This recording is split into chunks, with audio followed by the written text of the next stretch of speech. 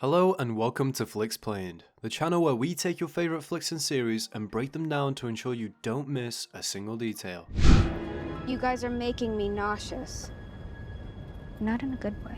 Today we're going to be discussing Netflix's new series, Wednesday. Specifically the monsters and mythological creatures that make up Wednesday's classmates at the Nevermore Academy.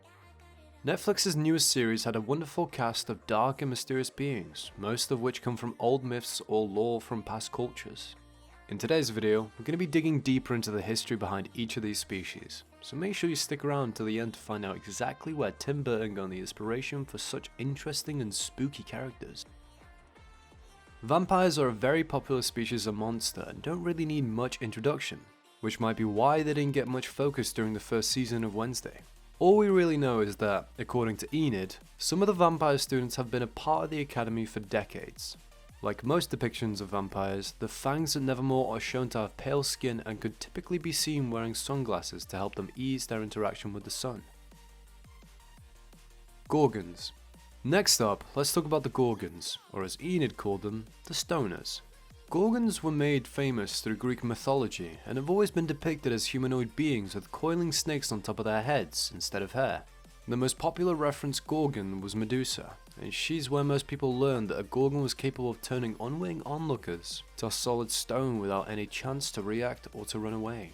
At Nevermore Academy, all of the Gorgons were shown wearing hats or bandanas of sorts in order to hide the snakes on their heads, so that other students don't get stoned, and so they don't stone themselves. That actually ended up happening to one of the Gorgons in the show, Ajax, who also ended up being Enid's crush throughout the show.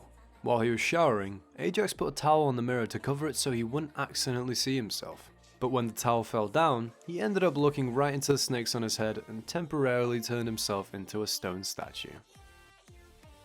Shapeshifters. Principal Larissa Weems is an odd scenario when it comes to being a magical creature at the Nevermore Academy. And that's mainly because we never explicitly get told what she was. I mean, it was made clear to the audience in the second episode of the series that Weems had the ability to shapeshift into anyone that she wanted to become. We saw this when she was pretending to be Rowan after Wednesday witnessed his murder. Our main character, on the other hand, didn't find out what the principal of the school was until we near the end of season 1.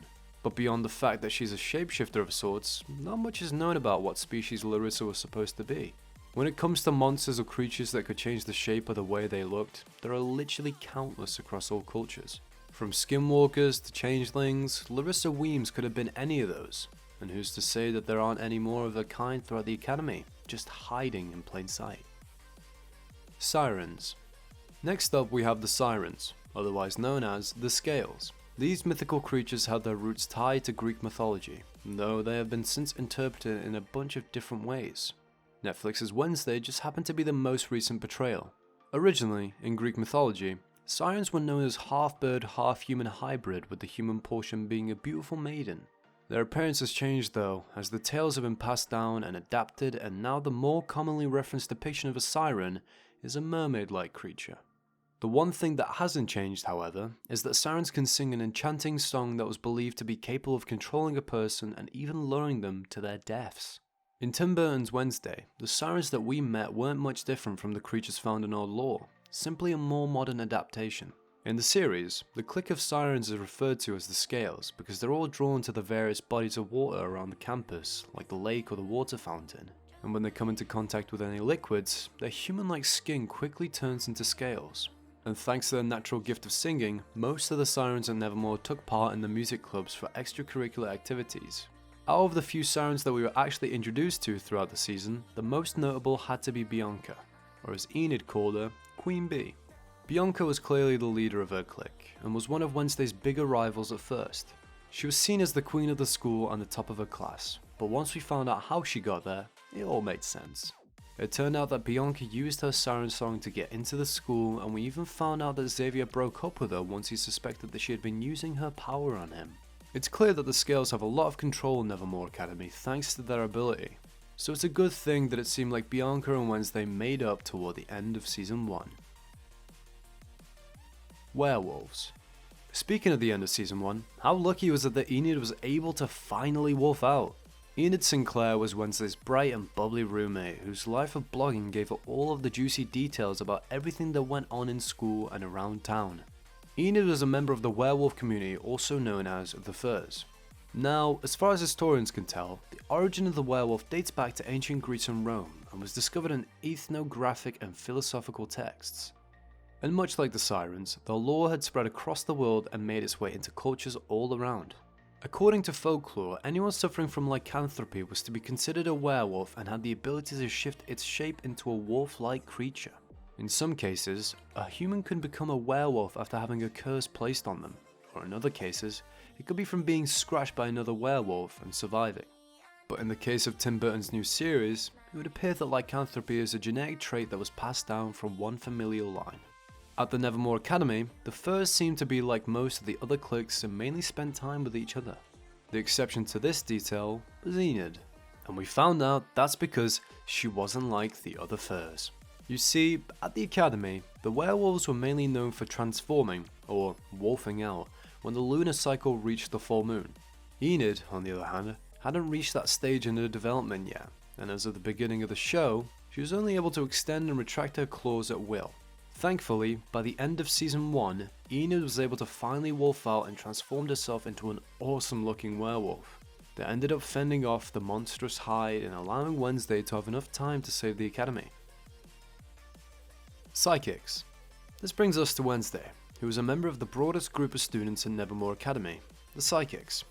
The reason that we say that the Psychics were a broad group of students is that there was no real distinction between any of their abilities aside from the fact that they seemed to be passed down through the bloodline. For instance, Wednesday was shown to have psychic visions throughout the season that she ended up using to solve the mystery and save her school. Well, her psychic gift was passed down to her by her mother, Morticia Frump, as well as her great ancestor, Goody Adams. Then there was Xavier Thorpe, who was able to save his psychic powers to animate his artwork and bring them to life. He also mentioned that he had been having dreams that were showing him the future, including a dream that showed a monster attacking the same victims that Wednesday had been seeing in her visions. It was revealed that Xavier's powers were passed down to him by his father and Pugsley's favourite psychic, Vincent Thorpe. Beyond the bloodline trait though, there is really no connection between the psychic abilities, and therefore anyone who had powers but wasn't considered to be part of a different species were likely labelled a psychic. People like Eugene, who was able to use his powers to talk with the bees that he cared so much for, and even command them to attack Miss Thornhill as if he were their queen.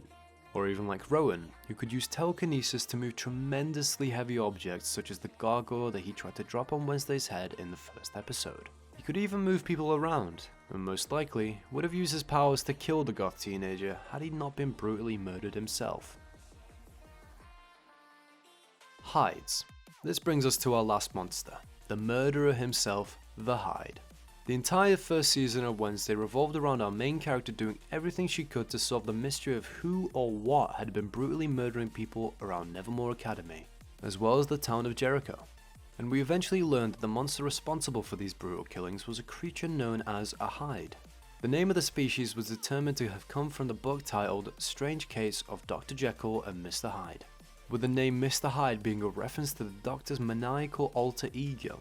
Through her research, Wednesday learned that Hydes were creatures that are born with genetic mutations, and in most cases, that Hyde will remain dormant in an outcast, unless they were placed under the proper circumstances. It was discovered that the only two ways for a Hyde to emerge would be for the outcast afflicted with a mutation to either undergo a traumatic event in their life that awakens that monster, or to have the monster waken up by someone else through the use of chemicals. Under those circumstances, the human who awoke the Hyde would end up becoming its master, and would then gain control over the beast. And when it was revealed that the Hyde tormenting the people of Jericho was none other than Wednesday's love interest, Tyler, we learned that his Hyde had been released through the use of chemicals by Miss Thornhill.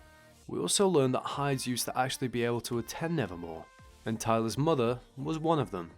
That was until his mum ended up being increasingly violent and unpredictable. This caused her to be kicked out of Nevermore Academy, and ultimately the school ended up banning the species in general. Imagine that, an outcast that wasn't even able to attend the school for outcasts. Though we learned a lot about Hydes as a species throughout the first season of Wednesday, there is still a bunch that we don't know. For instance, when a person is in their Hyde form, it's hard to tell if they become a mindless killer or if they're actively conscious of their violent actions. Maybe we'll find out when season 2 comes out. What was your favourite monster or species from Netflix's new comedy horror series? Make sure you let us know in the comments below. And if you enjoyed today's video, be sure to check out our upcoming video where we discuss everything that you missed in Netflix's Wednesday.